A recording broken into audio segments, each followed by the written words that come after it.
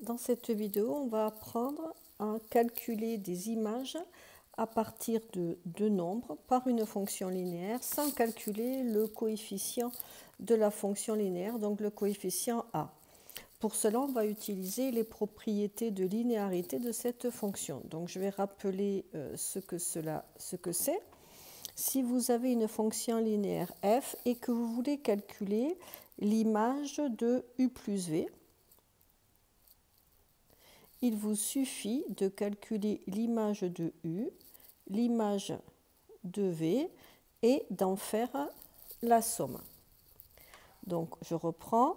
Si vous voulez calculer l'image de la somme de deux nombres par une fonction linéaire, il suffit de calculer la somme des deux images.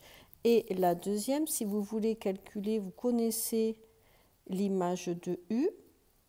Pour calculer l'image du nombre produit k fois u, il suffit de multiplier l'image de u par k.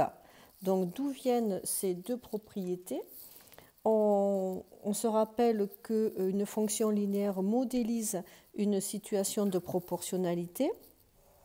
Et dans une situation de proportionnalité, je vais faire un tableau rapidement qui représente une situation de proportionnalité. Vous avez la grandeur 1 dans la première ligne et la grandeur 2 dans la seconde ligne. Si vous connaissez ici, voilà, les 4 nombres correspondant à ces deux grandeurs, si ce nombre-là correspond à la somme des deux nombres de la première grandeur, pour trouver le nombre qui correspond dans la deuxième grandeur, il suffit aussi de faire la somme et donc ainsi on retrouve cette propriété-là, cette première propriété.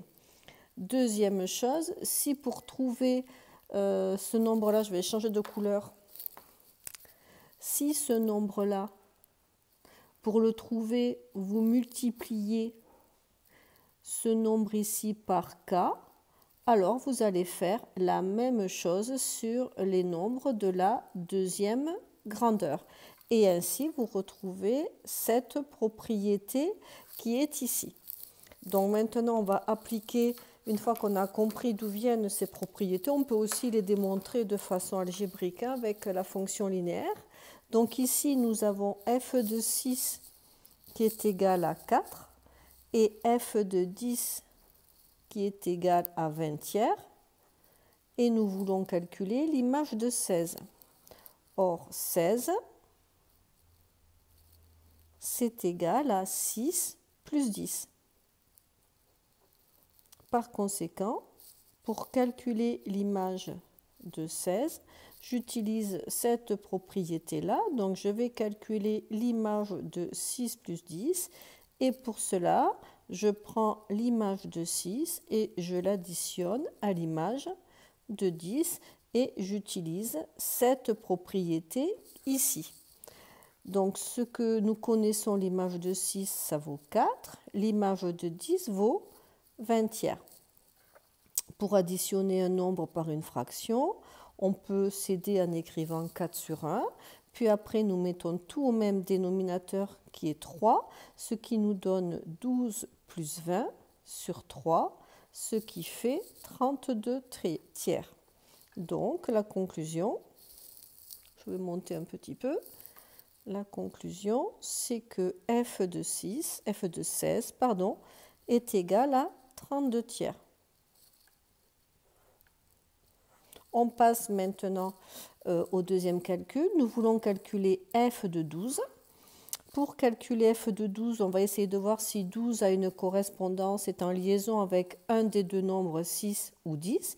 Et effectivement, ici 12, c'est égal à 6 multiplié par 2. Conclusion, pour calculer l'image de 12, on prend l'image de 6 et on multiplie par 2. K étant ici étant égal à 2. Conclusion, f de 6, ça fait 4 et 4 fois 2, ça fait 8. Donc, l'image de 12 est égale à 8.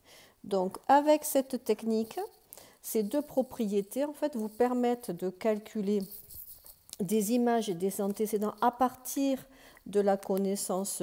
Ici, on vous donnait deux possibilités, deux images par rapport à deux nombres donnés, en utilisant donc les propriétés de linéarité et sans calculer le coefficient A.